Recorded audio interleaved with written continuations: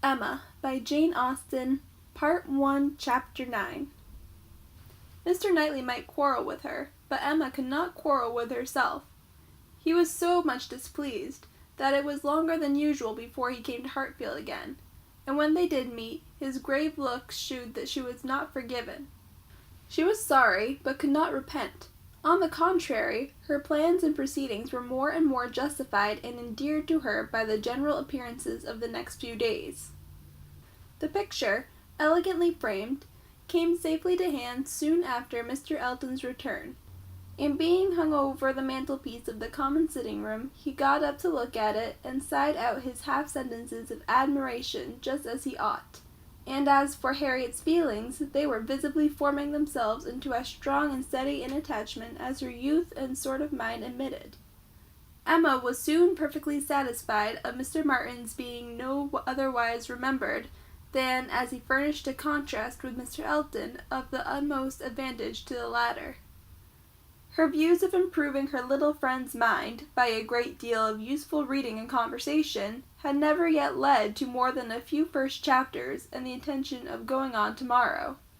It was much easier to chat than to study, much pleasanter to let her imagination range and work at Harriet's fortune than to be laboring to enlarge her comprehension or exercise it on sober facts, and the only literary pursuit which engaged Harriet at present, the only mental provision she was making for the evening of life, was the collecting and transcribing all the riddles of every sort that she could meet with into a thin quarto of hot-pressed paper, made up by her friend and ornamented with ciphers and trophies. In this age of literature, such collections on a very grand scale are not uncommon. Miss Nash, head teacher at Mrs. Goddard's, had written out at least 300, and Harriet, who had taken the first hint of it from her, hoped, with Miss Woodhouse's help, to get a great many more. Emma assisted with her invention, memory, and taste, and as Harriet wrote a very pretty hand, it was likely to be an arrangement of the first order, in form as well as quantity. Mr. Woodhouse was almost as much interested in the business as the girls, and tried very often to recollect something worth their putting in. So many clever riddles as there used to be when he was young, he wondered he could not remember them, but he hoped he should in a time, and it always ended in Kitty, a fair but frozen maid. His good friend Perry, too, whom he had spoken to on the subject, did not at present recollect anything of the riddle kind, but he had desired Perry to be upon the watch, and as he went about so much, something he thought might come from that quarter. It was by no means his daughter's wish that the intellects of Highbury in general should be put under requisition. Mr. Elton was the only one whose assistance she asked. He was invited to contribute any really good enigmas, charades, or conundrums that he might recollect, and she had the pleasure of seeing him most intently at work with his recollections, and at the same time, as she could perceive, most earnestly careful that nothing ungallant, nothing that did not breathe a compliment to the sex should pass his lips. They owed to him their 2 or 3 politest puzzles, and the joy and exultation with which at last he recalled and rather sentimentally recited that well-known charade. My first doth affliction denote, which my second is destined to feel, and my whole is the best antidote, that affliction to soften and heal, made her quite sorry to acknowledge that they had transcribed it some pages ago already. Why will you not write one yourself for us, Mr. Elton? Said she. That is the only security for its freshness, and nothing could be easier for you. Oh no, he had never written, hardly ever, anything of the kind in his life. The stupidest fellow. He was afraid not even Miss Woodhouse, he stopped a moment, or Miss Smith could inspire him. The very next day, however, produced some proof of inspiration. He called for a few moments just to leave a piece of paper on the table containing, as he said, a charade, which a friend of his had addressed to a young lady, the object of his admiration, but which, from his manner, Emma was immediately convinced must be his own. I do not offer it for Miss Smith's collection, said he. Being my friends, I have no right to expose it in any degree to the public eye, but perhaps you may not dislike looking at it. The speech was more to Emma than to Harriet, which Emma could understand. There was deep consciousness about him, and he found it easier to meet her eye than her friend's. He was gone the next moment, after another moment's pause. "Take it," said Emma, smiling and pushing the paper towards Harriet. "It is for you. Take your own." But Harriet was in a tremor and could not touch it, and Emma, never loath to be first, was obliged to examine it herself. To Miss Charade. My first displays the wealth and pomp of kings, lord of the earth, their luxury and ease. Another view of man my second brings. Behold him there, the monarch of the seas. But united what reverse we have! Man's boasted power and freedom all are flown. Lord of the earth and sea, he bends a slave, and woman, lovely woman, reigns alone. Thy ready wit the word will soon supply. May its approval beam in that soft eye.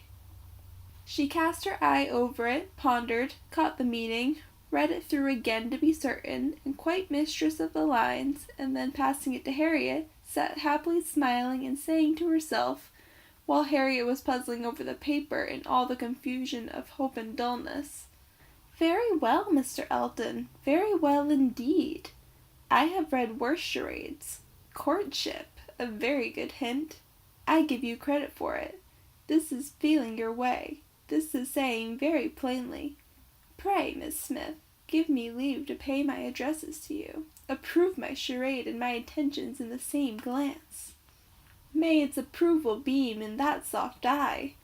Harriet, exactly. Soft is the very word for her eye. Of all epithets, the justest that could be given. Thy ready wit the word will soon supply. Humph! Harriet's ready wit! All the better. A man must be very much in love, indeed, to describe her so. Ah, Mr. Knightley, I wish you had the benefit of this. I wish this would convince you. For once in your life you would be obligated to own yourself mistaken. An excellent charade indeed, and very much to the purpose. Things must come to a crisis soon now.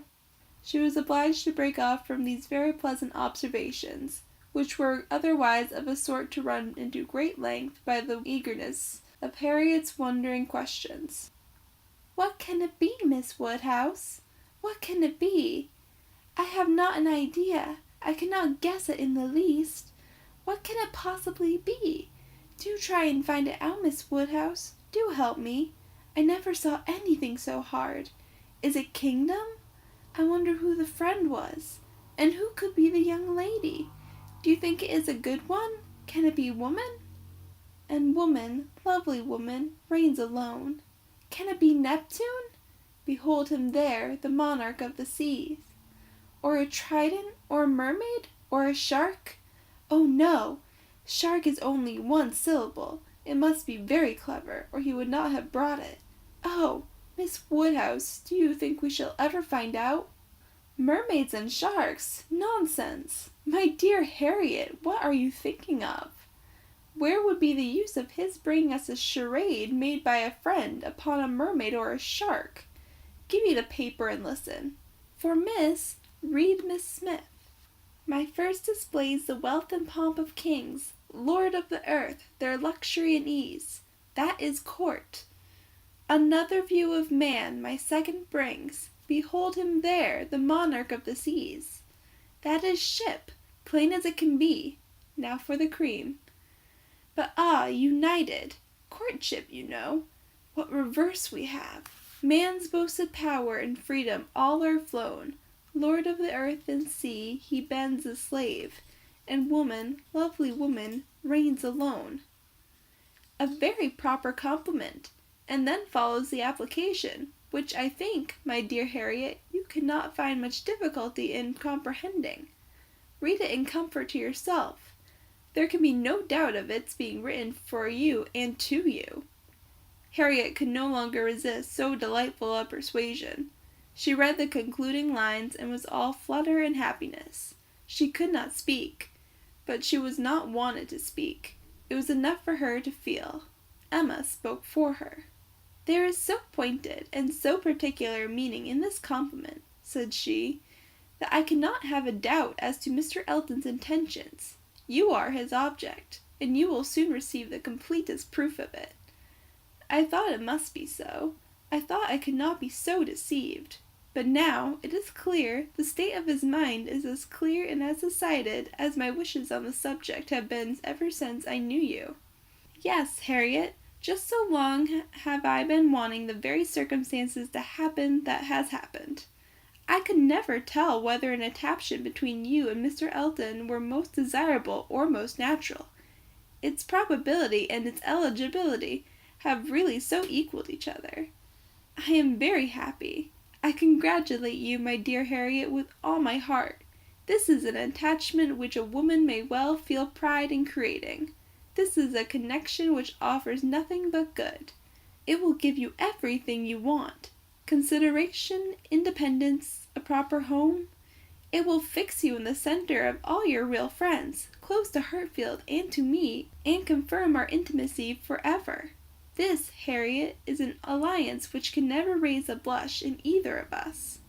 Dear Miss Woodhouse! And, Dear Miss Woodhouse!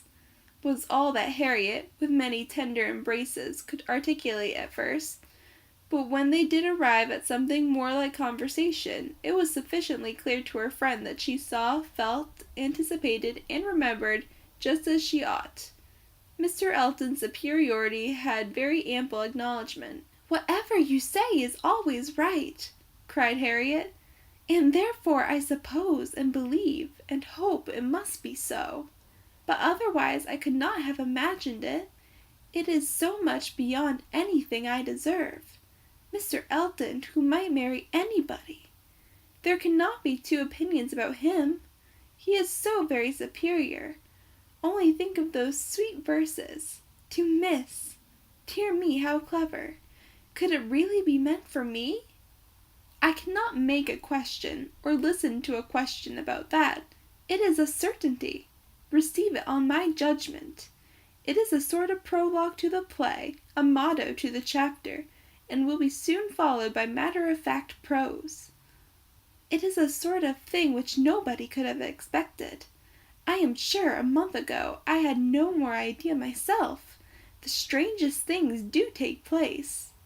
When Miss Smiths and Mr. Eltons get acquainted, they do indeed, and really it is strange. It is out of the common course that what is so evidently, so palpably desirable, what courts the prearrangement of other people, should so immediately shape itself into the proper form. You and Mr. Elton are by situation called together.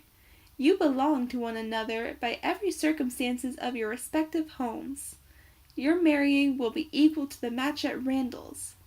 There does seem to be something in the air of Hartfield which gives love exactly the right direction and sends it into the very channel where it ought to flow.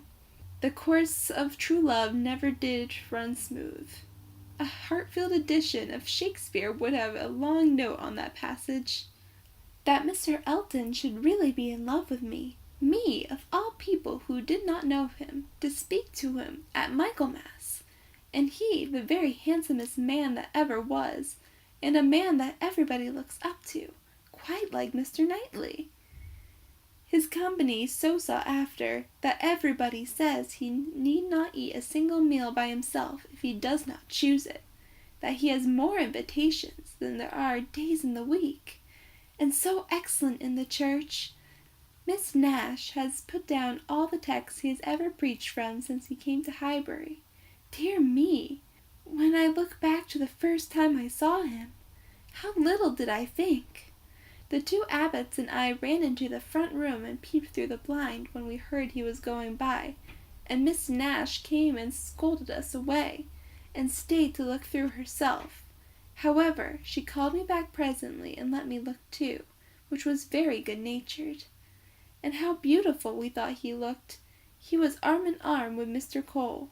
This is an alliance which, whatever your friends may be, must be agreeable to them, provided at least they have common sense, and we are not to be addressing our conduct to fools.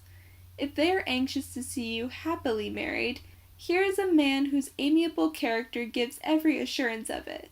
If they wish to have you settled in the same country and circle which they have chosen to place you in, here it will be accomplished, and if their only object is that you should, in the common phrase, be well married, Here is a comfortable fortune, the respectable establishment, the rise in the world which must satisfy them. Yes, very true. How nicely you talk. I love to hear you. You understand everything. You and Mr. Elton are one as clever as the other. This charade! If I had studied a 12-month I could never have made anything like it. I thought he meant to try his skill by his manner of declining it yesterday. I do think it is, without exception, the best charade I've ever read. I never read one more to the purpose, certainly. It is as long again as almost all we have had before. I do not consider its length as particularly in its favor. Such things in general cannot be too short. Harriet was too intent on the lines to hear. The most satisfactory comparisons were rising in her mind. It is one thing, said she presently, her cheeks in a glow, to have very good sense in a common way, like everybody else, and if there is anything to say, to sit down and write a letter, and say just what you must in a short way, and another, to write verses and charades like this. Emma could not have desired a more spirited rejection of Mr. Martin's prose. Such sweet lines, continued Harriet, these two last. But how shall I ever be able to return the paper, or say I have found it out? Oh, Miss Woodhouse, what can we do about that? Leave it to me. You do nothing. He will be here this evening, I dare say, and then I will give it him back, and some nonsense or other will pass between us, and you shall not be committed. Your soft eyes shall choose their own time for beaming. Trust to me. Oh, Miss Woodhouse, what a pity I must not write this beautiful charade into my book. I am sure I have not got one half so good. Leave out the two last lines, and there is no reason why you should not write it into your book. Oh, but those two lines are, the best of all, granted, for private enjoyment, and for private enjoyment keep them. They are not at all the less written, you know, because you divide them. The couplet does not cease to be, nor does its meaning change, but take it away and all appropriation ceases, and a very pretty gallant charade remains, fit for any collection. Depend upon it, he would not like to have his charade slighted, much better than his passion. A poet in love must be encouraged in both capacities, or neither. Give me the book. I will write it down, and then there can be no possible reflection on you. Harriet submitted, though her mind could hardly separate the parts, so as to feel quite sure that her friend were not writing down a declaration of love. It seemed too precious an offering for any degree of publicity. I shall never let that book go out of my own hands, said she. Very well, replied Emma, a most natural feeling, and the longer it lasts, the better I shall be pleased. But here is my father coming. You will not object to my reading the charade to him. It will be giving him so much pleasure. He loves anything of that sort, and especially anything that pays woman a compliment. He has the tenderest spirit of gallantry towards us all. You must let me read it to him. Harriet looked grave. My dear Harriet, you must not refine too much upon the charade. You will betray your feelings improperly if you are too conscious and too quick, and appear to affix more meaning, or even quite all the meaning which it may be affixed to it. Do not be overpowered by such a little tribute of admiration. If he had been anxious for secrecy, he would not have left the paper while I was by, but he rather pushed it towards me than towards you. Do not let us be too solemn on this business. He has encouragement enough to proceed, without our sighing out our souls over this charade. Oh, no! I hope I shall not be ridiculous about it. Do as you please. Mr. Woodhouse came in, and very soon led to the subject again, by the recurrence of his very frequent inquiry of, Well, my dears, how does your book go on? Have you got anything fresh? Yes, Papa. We have something to read you, something quite fresh. A piece of paper was found on the table this morning, dropped, we suppose, by a fairy, containing a very pretty charade, and we have just copied it in. She read it to him, just as he liked to have anything read, slowly and distinctly, and 2 or 3 times over, with explanations of every part as she proceeded. And he was very much pleased and, as she had foreseen, especially struck with a complimentary conclusion. That's very just, indeed. That's very properly said. Very true. Woman, lovely woman. It is such a pretty charade, my dear, that I can easily guess what fairy brought it. No one could have written so prettily but you, Emma. Emma only nodded and smiled. After a little thinking and a very tender sigh, he added, it is no difficulty to see who you take after. Your dear mother was so clever at all those things, if I had but her memory. But I can remember nothing, not even that particular riddle which you had heard me mention. I can only recollect the first stanza, and there are several. Kitty, a fair but frozen maid, kindle the flame I yet deplore. The hoodwinked boy I call to aid, though of his near approach afraid, so fatal to my suit before. And that is all I can recollect of it. But it is very clever all the way through. But I think, my dear, you said you had got it. Yes, Papa. It is written out in our 2nd page. We copied it from the elegant extracts. It was Garrick's, you know. Very true. I wish I could recollect more of it. Kitty, a fair but frozen maid. The name makes me think of poor Isabella, for she was very near being Christian Catherine after her grandmamma. I hope we shall have her here next week. Have you thought, my dear, where you shall put her, and what room there will be for the children? Yes. She will have her own room, of course, the room she always has. And there is a nursery for the children, just as usual, you know. Why should there be any change? I do not know, my dear, but it is so long since she was here, not since last Easter, and then only for a few days. Mr. John Knightley's being a lawyer is very inconvenient. Poor Isabella! She is sadly taken away from us all, and how sorry she will be when she comes, not to see Miss Taylor here. She will not be surprised, Papa, at least. I do not know, my dear. I am sure that I was very much surprised when I first heard she was going to be married. We must ask Mr. and Mrs. Weston to dine with us while Isabella is here. Yes, my dear, if there is time. But, in a very depressed tone, she is coming for only 1 week. There will not be time for anything. It is unfortunate that they cannot stay longer, but it seems a case of necessity. Mr. John Knightley must be in town again on the 28th, and we ought to be thankful, Papa, that they have the whole of the time they can give to the country, that 2 or 3 days are not to be taken out for the Abbey.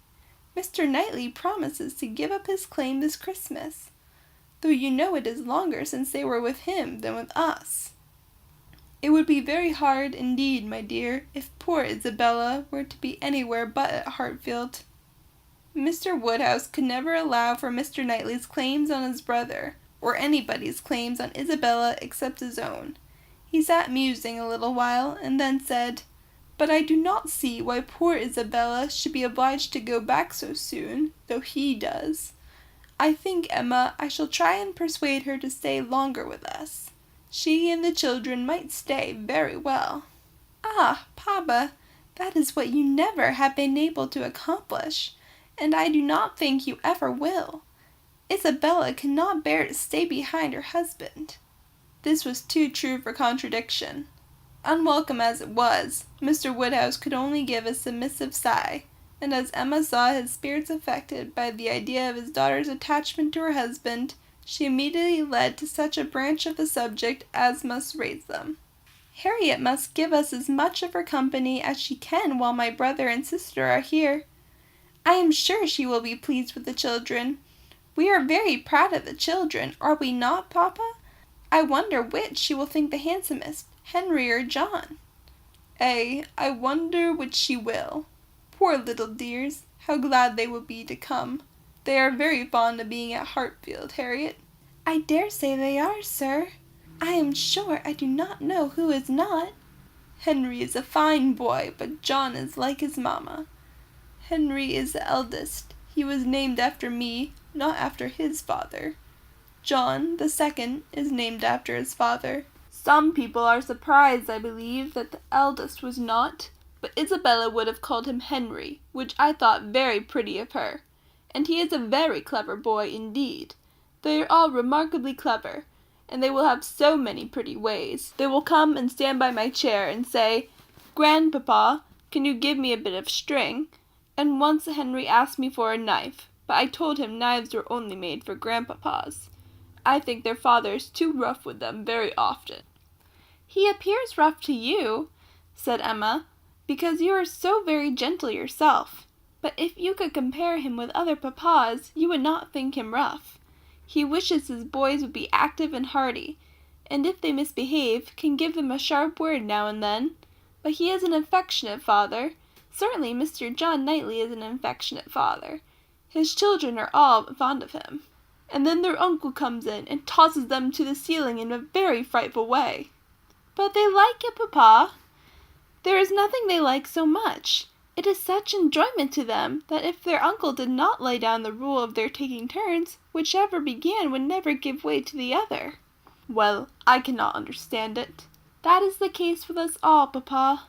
One half of the world cannot understand the pleasures of the other." Later in the morning, and just as the girls were going to separate in preparation for the regular 4 o'clock dinner, the hero of this inimitable charade walked in again. Harriet turned away, but Emma could receive him with the usual smile, and her quick eye soon discerned in his consciousness of having made a push, of having thrown a die, and she imagined he was come to see how it might turn up. His ostensible reason, however, was to ask whether Mr. Woodhouse's party could be made up in the evening without him, or whether he should be in the smallest degree necessary at Hartfield. If he were, everything else must give way. But otherwise his friend Cole had been saying so much about his dining with him, had made such a point of it, that he had promised him conditionally to come. Emma thanked him, but could not allow of his disappointing his friend on their account. Her father was sure of his rubber. He re-urged, she declined, and he seemed then about to make his bow, when, taking the paper from the table, she returned it. "Oh, here is the charade you were so obliging as to leave with us. Thank you for the sight of it. We admired it so much that I have ventured to write it into Miss Smith's collection. Your friend will not take it amiss, I hope. Of course, I have not transcribed beyond the first 8 lines." Mr. Elton certainly did not very well know what to say. He looked rather doubtingly, rather confused, said something about honor, glanced at Emma and at Harriet, and then, seeing the book open on the table, took it up and examined it very attentively. With the view of passing off an awkward moment, Emma smilingly said, "You must make my apologies to your friend, but so good a charade must not be confined to 1 or 2. He may be sure of every woman's approbation while he writes with such gallantry." "I have no hesitation in saying," replied Mr. Elton, though he hesitated a good deal while he spoke, "I have no hesitation in saying, at least if my friend feels at all as I do, I have not the smallest doubt that, could he see his little effusion honored as I see it," looking at the book again and replacing it on the table, "he would consider it as the proudest moment of his life." After the speech he was gone as soon as possible. Emma could not think it too soon, for with all his good and agreeable qualities, there was a sort of parade in his speeches which was very apt to incline her to laugh. She ran away to indulge the inclination, leaving the tender and the sublime of pleasure to Harriet's share.